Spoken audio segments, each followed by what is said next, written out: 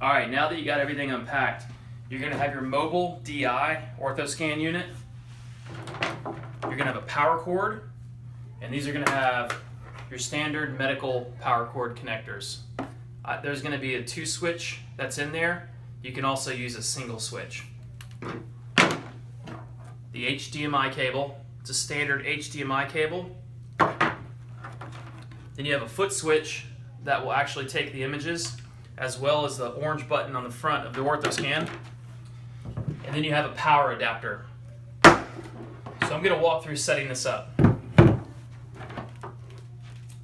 going to plug this into the wall.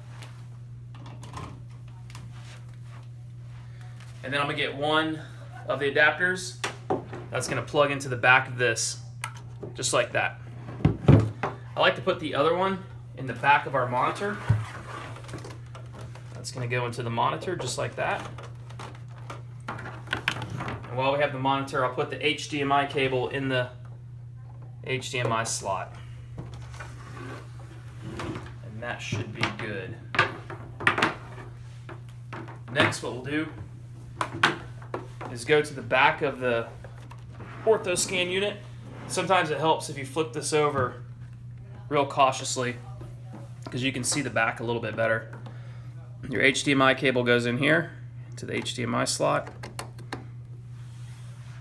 And then the power cord is this silver power cord. And you're going to have a red button on the bottom, or a red emblem on the bottom. That aligns with the red emblem there. You kind of take your time doing this so that you get it aligned correctly. It kind of pushes down and clicks into place. The next piece you want to connect is going to be your foot switch, and that plugs in right here. Once that's all set up, you have a power button on the very front in the low bottom. Press that one time, the green button comes on, and then you'll see your system start up.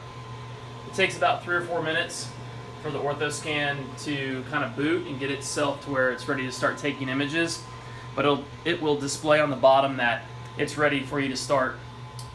On the front of this machine, you've got a couple little symbols here.